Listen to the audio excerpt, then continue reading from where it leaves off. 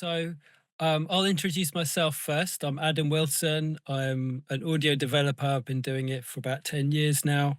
Um, and a few months ago, maybe it was about 5 months ago, I met Trey via a Bristol-based group called Music Connection, where music producers get to hear their tracks on a big sound system.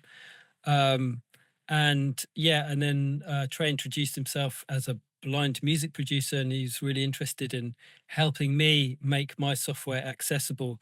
So I really wanted to give Trey a voice to speak to the wider audio developer community. I'll hand it over to Trey to introduce yourself. Thank you very much, Adam. Good evening, everyone. My name is Trahern Culver, or Trey if you prefer. I'm a musician and music technologist.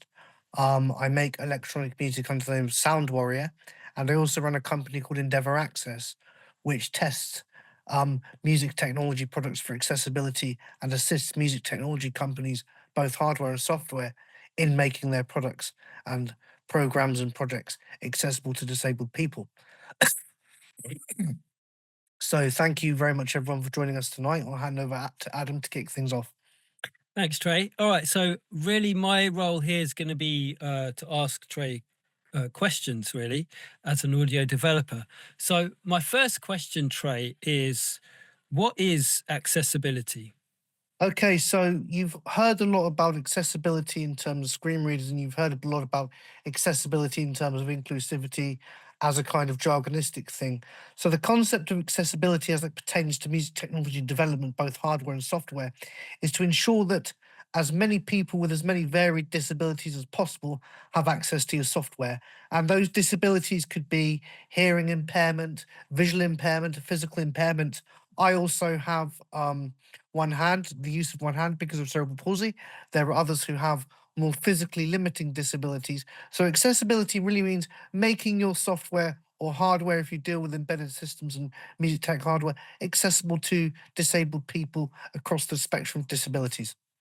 Okay, yeah, that's really useful to know because I think a lot of times accessibility tends to be fo- focused around screen readers, which I guess in your case is possibly the main way you access a computer. But that brings me on to the next question for you. Like, how do you access a computer? Because that's where it Okay, now I'm starts, really. I'm going to explain the paradigm to you guys in under 5 minutes, which is entirely possible.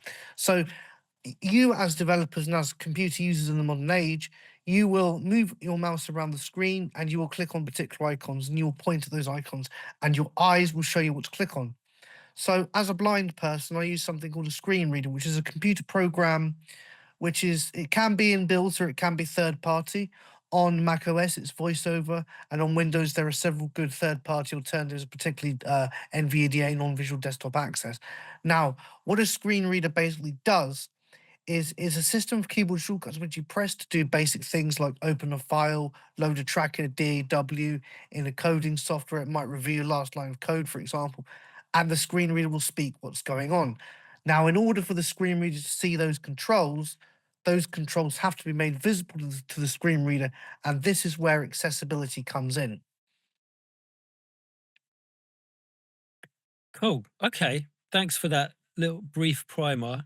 Um, so why is accessibility important? Okay, so there's a few things here. There's reasons which I'm going to expound on. So first off, accessibility is important because creativity is important.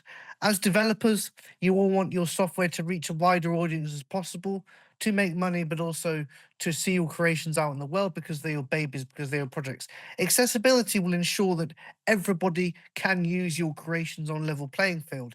Accessibility is important to me as a producer because I want to be able to create different types of music. I want to have access to the same things everyone else does. And in the production process, you need to do certain things, for example, sequencing a pan or slicing up a sample. And accessibility ensures that really, as a blind person, as a disabled person, I can do this the same as everyone else, exactly the same. Now, why is accessibility important as a developer?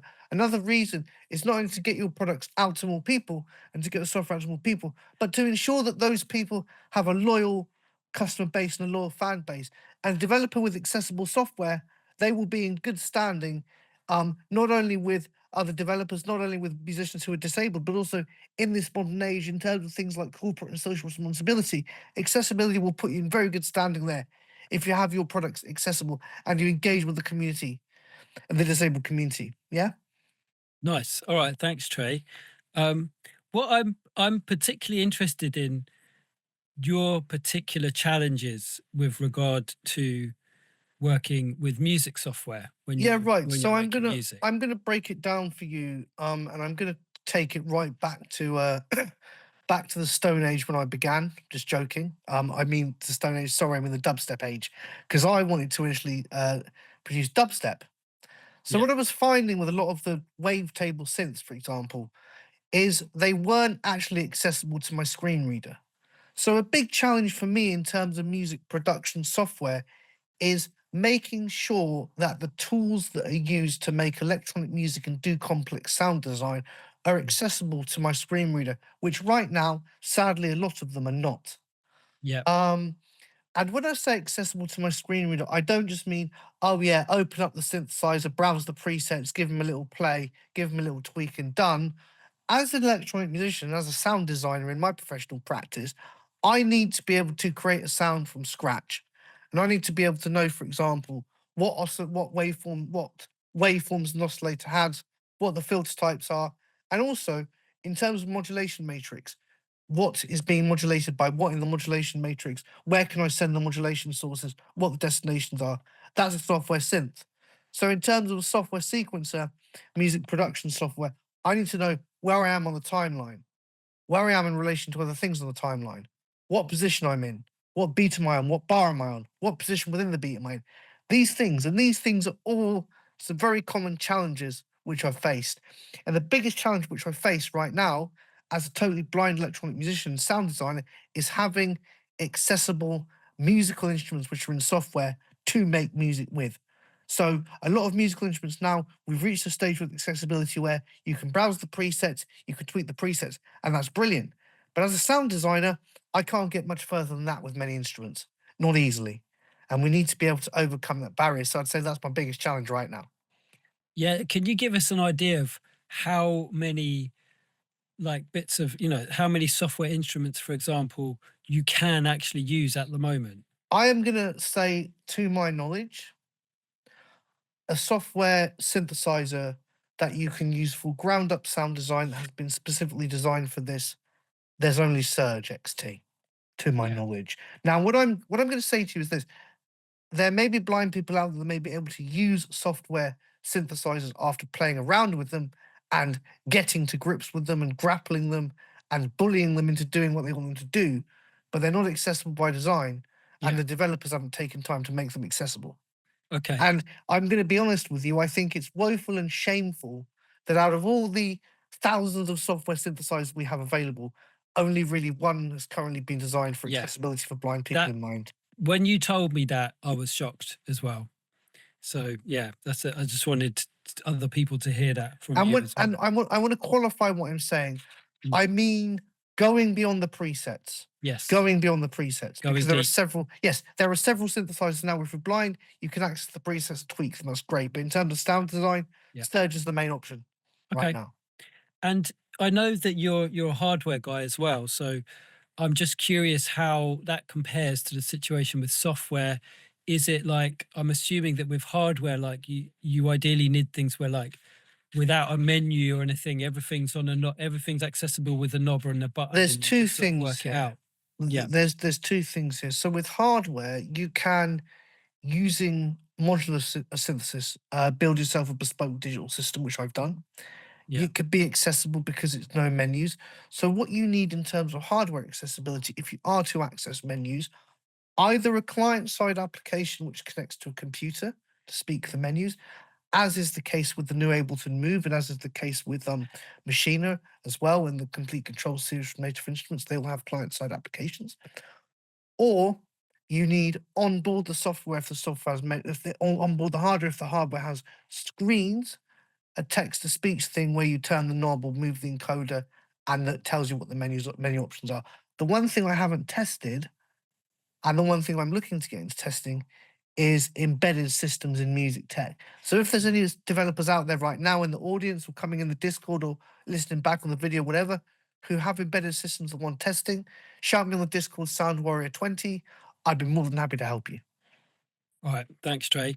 So, so you mentioned you've got a consultancy helping companies with accessibility.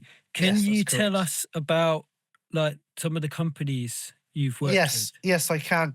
The most notable company I've worked with, and I'll be honest with you, I'm very lucky because I got to achieve my dream at the age of around 30 years old. And I got to make Ableton GmbH accessible, Ableton Live from Ableton GmbH. I got to help make version 12 accessible. I'll tell you a little story, Adam, a little heartwarmer for you, bro. So basically, people often ask as a blind person, what's the one thing as a blind person you wish you could see? And people would give stock answers. So I wish I could drive, or wish I could see the sun or a sunrise. And I'd always say I wish I could use Ableton Live. And as a blind person, I got to achieve that dream of using Ableton Live, and I now use Ableton Live every day. It's amazing. I was part of the accessibility efforts. I'd like Yeah. to give a shout out to AD Dickens, the rest of the team there. And yeah, I can talk That's more about that if you'd like me to expand. it's amazing. Yeah. So before that, before you got involved, was Ableton accessible at all, or just No, no, not just not at all? Ableton from a totally blind person's perspective, Ableton was not accessible. So what would happen with me, because Ableton, they actually have, or they had, I don't know if they still do, but they have a number that you can call. You can actually ring up Ableton in Germany. So periodically, I'd ring them up, I'd email the support. Is it going to be accessible in the next version? And they'd always say, we're working on it, not this time, whatever. So what happened to me was I got an email, I got an inbox email from a researcher there who I can actually tell you is who was a UK dubstep producer. We had a very interesting conversation. Cool. And the first time they reached out and said, "Do you want to sign an NDA?" I got a bit nervous. I'd never even heard of an NDA before, um, and I didn't do it. The second time they reached out, I signed the NDA instantly. They got back to me. We began a series of discussions, which ended up with me testing software with a good friend of mine called Chris Pratt. Shout out to Chris Pratt. After iterative testing, it got into the shape that it's in now, and there was a whole community of other blind people that tested it. So shout out to the wider base community of testers as well, who tested Ableton. But that experience really was a very good testing experience. And the great thing about Ableton was and is, and this is what I'm going to say to you as developers, okay? Ableton took a broad range of perspectives and a broad range of workflows and asked loads of people, how do you make music? And from that, they distilled what they did and Amazing. distilled it Yeah. into what you see right now. Now, a mistake that I see a lot of developers make, they'll connect with one disabled person and they'll say, how do you do things? And then they write their software for that person's workflow. And what that means is they're not writing their product to be accessible.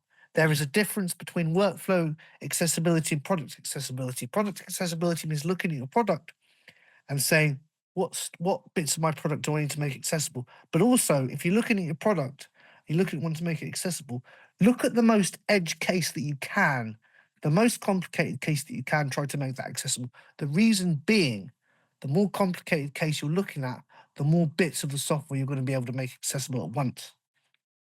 Interesting. Yeah. Um, yeah. It's kind of like it's a whole different UX paradigm. Going from seeing everything together on a screen or having pages and things like that to having to um, label things and group things together in a logical way so that a screen reader can describe Oh, what's on the it's a screen. very different paradigm, but there are Yeah. lots of resources out there to help you now, especially Yeah. with the new juice versions. Yes, Yeah, indeed. Um, One thing I want to get onto because I know time is short, hit but me.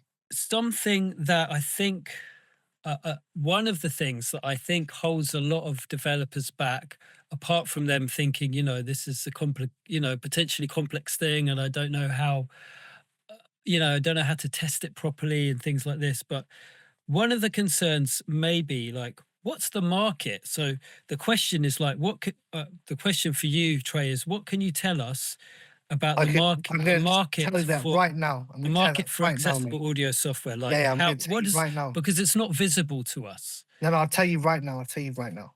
So, two things. Firstly, the earlier on in the development cycle you tackle accessibility, the easier it's going to be. If Mm. you're doing it midway through the development cycle or after the third release, you're going to have a hard time. That's a fact, right? Secondly, I'll tell you about the market now.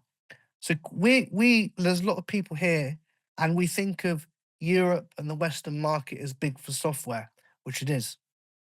And there's a lot of blind musicians in Western Europe and Eastern Europe, in the West, in America, Canada, these kind of things. Markets that are big for accessible software. The global South, Africa, Asia, Indonesia, Thailand, the Philippines, South America. Yeah, I'm gonna tell you something right now. There's a DAW called Reaper. You would have heard of it. Rapid Audio Production Environment. I use it every day. It's accessible via a thing called OSRA, OSARA. Now, there's a WhatsApp group for blind users, and the amount of people we have in that group and in the mailing list as well from different countries and different around the world is staggering. And what I will say to you is this as developers, if you build your software, make it accessible, then promote that on social media, you will get your hand bitten off by blind people for your software. They love new software to play with, yeah, and they will come. And if it's accessible, they will be your loyalist customer base, and they'll keep coming back, and they'll want to help you on your journey, yeah. So That's don't be great. afraid. Yeah. Don't be afraid to come on social media and say, "Yeah, I want to make my software accessible. Where's the disabled people at?" Because a lot of disabled people have social media, and they'll be more than happy to help. That's great. Thanks, Trey. Yeah, something you mentioned a bit earlier, and it kind of flipped things around for me. It's like rather than generally, when you're developing a plugin or some audio software, you're thinking about, what's the use case and what's the market and stuff like that. But in this case, what I'm hearing you say is if we make it properly accessible, it's going to be exciting for those people that it will be able to serve, blind There's people two or things you disabled do. people. There's two things you do as a developer: build it, bellow about it, and they will come. That's it. If you build it accessibly and you shout about that over social media, Reddit is a great place. Yeah. Twitter it still is a great place. Mastodon, absolutely brilliant. Facebook, Okay. brilliant. Yeah. People will come. They will come, believe me. Okay. You've answered, there was another question, but you've kind of answered there. But the last thing is really like, you've kind of answered this already, but how can we as developers verify that our products are usable by people with disabilities? I Okay, think, well, I will say it comes down to this. That there's a few things. Reach out to communities on the internet. Do a little Google search here. Disabled technology forums, disabled music technology. So there's a website called AppleVis that you can use for blind users. But the most simplest sorry, way, what was that website, please? AppleVis, applevis.com. Apple Viz. Okay. Yeah, yeah. Thank you. Um, the most simplest way as a developer is to verify your software. You put call out on social media. I'm developing this bit of software. I want to verify or do some testing sessions with disabled users. I'm looking for disabled users, and then it'll go out, it'll get retweeted. And of course, even non-disabled people in that space, they'll retweet it and they'll give it a boost and they'll love it. And then disabled people will come and they'll say, "Yeah, I want to make your software, help you make your software accessible." Yeah. Right. Thank you, Trey. I think that's it. That was my little timer going off um, to say, yeah, that our time's up. Um, just checking to see if there's no questions come up There's on actually one Discord more just thing I yet. want to say. Actually, Please, we've if got you another minute. if Yeah, you go have on. questions in Discord, feel free to reach out. If you want my email, feel free to approach the organizers and say you want Trey's email, and they'll get back to me and just say, "Yeah, Trey said it was fine in the talk." And you can have my email. We can connect. But what I will say is, don't be ashamed to ask any questions. No question is too silly. There's no such thing as a silly question. Question made for ask. So go ahead, ask the questions. Let's have a chat. Let's connect.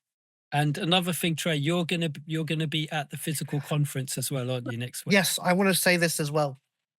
I am going to be at the physical conference. I'm going to be there with an organization called Sound Without Sight, soundwithout.sight.org, and I'm going to be interviewing different people about accessibility and their careers in the music development space and their software and their new products. So I'm really excited. If you want interviews, get at me on the Discord, Sound Warrior 20, and let's make it happen, guys. Let's promote your software, ladies and gents. Let's promote your software. Let's promote accessibility, and let's do it for ADC 2024.